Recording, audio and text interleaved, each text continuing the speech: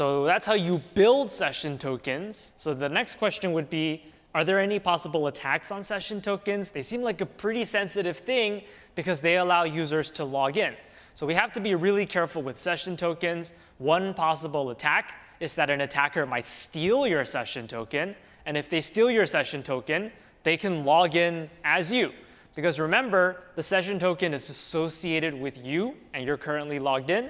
So if someone else steals the session token and they make a request and attach the stolen token, then the server will mistakenly think that's you making the request, and they could send your private emails to that attacker, or maybe the attacker can send malicious emails on your behalf. So the session token is you. It's saying that you're logged in. So you definitely don't want people to steal it, or else they can impersonate you, and that would be bad. Now, that's something that the browsers have to keep track of. The users don't want their session tokens stolen. But the servers should also protect session tokens, in particular, when they generate the tokens. Remember, the server makes the token when you first log in. Those tokens had better be generated randomly and securely. If we use the timestamp to generate the token, maybe an attacker can guess the token and log in as someone. That would be bad. So we have to use some secure random number generator to come up with these token values. And hopefully they're very long and hard to guess. Kind of like a secret key almost. Now, as a browser, we have to make sure that websites can't steal session tokens. So another possible attack might be if you have two tabs open. One of the tabs has Gmail open, and the other tab has evil.com open. It would be very bad if evil.com was able to cross over and steal the session token in the cookie jar belonging to Gmail. That would be very bad. So this is where cookie policy and same origin policy come in play. These two policies are in the browser, and they enforce that unrelated websites cannot interfere with each other. So even if you visited two of these websites, one evil and one Gmail, they can't interact with each other. Evil.com cannot access the Gmail cookie because of cookie policy. And evil.com can't run some JavaScript to steal the cookie because of same origin policy. It enforces that the two websites cannot interact. Now, something else that the browser has to enforce is that we definitely don't want to send the session tokens to the wrong people. So when your browser sends a request, it automatically attaches the relevant cookies. And it's very important that you pick the correct cookies to send.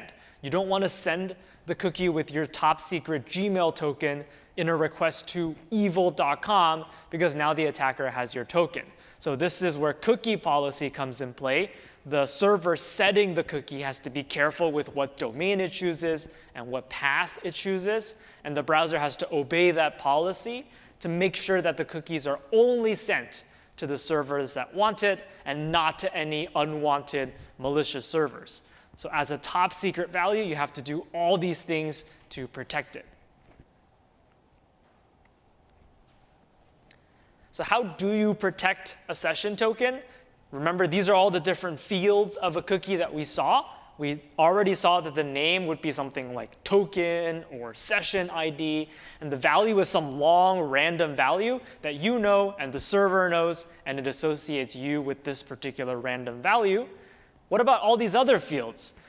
As the server, when you're creating these cookies, you have to decide how to set these fields carefully in a way that doesn't cause any of the attacks we talked about. So for example, what domain should you set? Well, if this is a Gmail cookie, maybe you set mail.google.com. And this means, if you go back and check cookie policy, it means that this cookie will be sent to mail.google.com, but it will not be sent to maps.google.com. It will not be sent to evil.com, and so on and so forth.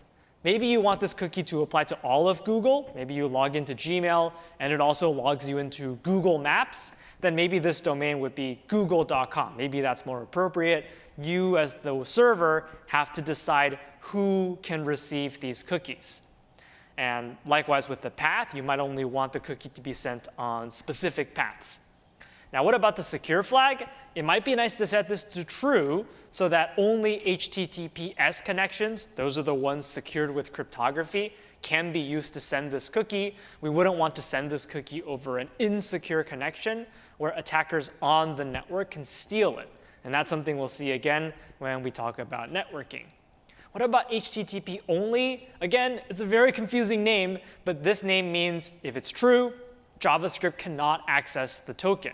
So maybe you do want to set this to true if you want to stop any JavaScript from pulling this token out of the cookie jar and reading its value. Maybe you do want JavaScript to read the value, in which case this would have to be false. That's a choice you have to make as someone building the server. And finally, expiry date. You pick when the session ends. Maybe for banks, you want the user to log in every 15 minutes. Maybe you want to keep the user logged in for a year. That's your choice with the expiry flag.